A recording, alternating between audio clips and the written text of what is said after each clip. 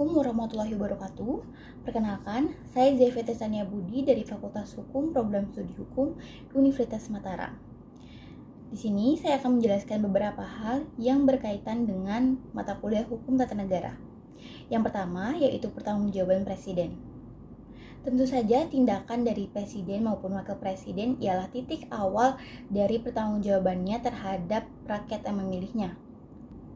Lalu, presidenlah yang mendominasi pada penyelenggaraan kekuasaan negara. Kekuasaan tersebut mengandung pertanggungjawaban dan tidak ada ruang bagi kekuasaan tanpa adanya pertanggungjawaban. Dan untuk sistem pertanggungjawaban presiden sendiri dilakukan dengan 3 cara, yaitu pertanggungjawaban moral, pertanggungjawaban hukum, dan juga pertanggungjawaban politis. Maka dapat disimpulkan bahwasanya sistem pertanggungjawaban presiden ini mengarah ke pranata impeachment atau pertanggungjawaban hukum dan tidak menutup kemungkinan pula akan adanya pertanggungjawaban politis. Sedangkan prosedur pertanggungjawaban presiden sendiri ditegakkan oleh 3 lembaga negara yaitu MPR, DPR, dan juga MK.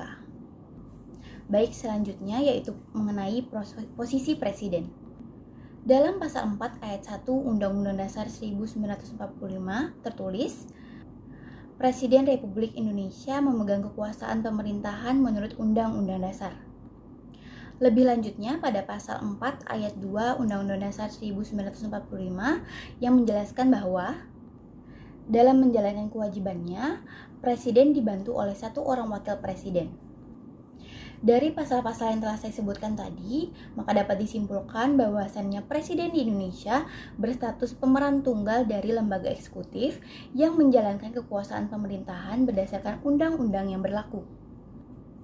Sebagai kepala pemerintahan, presiden dibantu oleh wakil presiden juga menteri-menteri yang berada dalam kabinet yang memegang kekuasaan eksekutif untuk menjalankan tugas-tugas pemerintahan sehari-hari. Selanjutnya, saya akan memberikan sedikit pendapat saya mengenai isu tentang diundurnya pemilu atau perpanjangan masa jabatan presiden saat ini menjadi 3 periode. Saya sangat tidak setuju tentang wacana presiden akan 3 periode. Mengapa? Karena seperti yang kita ketahui pada pasal 7 Undang-Undang Dasar 1945 yang berbunyi, Presiden dan Wakil Presiden memegang jabatan selama 5 tahun dan sesudahnya dapat dipilih kembali dalam jabatan yang sama hanya 1 kali masa jabatan. Pembatasan maksimal 2 periode ini dilakukan agar Indonesia terhindar dari masa jabatan kepresidenan tanpa batas yang sebagaimana kita ketahui pernah terjadi di masa lalu. Disinyalir pula ketidaktegasan Bapak Jokowi dalam menanggapi wacana soal penundaan pemilu ini ialah strategi ala Jokowi untuk menguji reaksi publik mengenai suatu fenomena.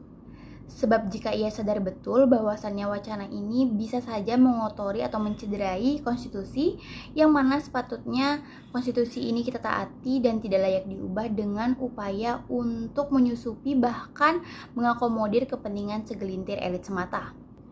Tidak ada satupun alasan dan landasan yang kuat untuk melegitimasi dalih-dalih penguasa yang dalam upayanya untuk melenggangkan kekuasaan.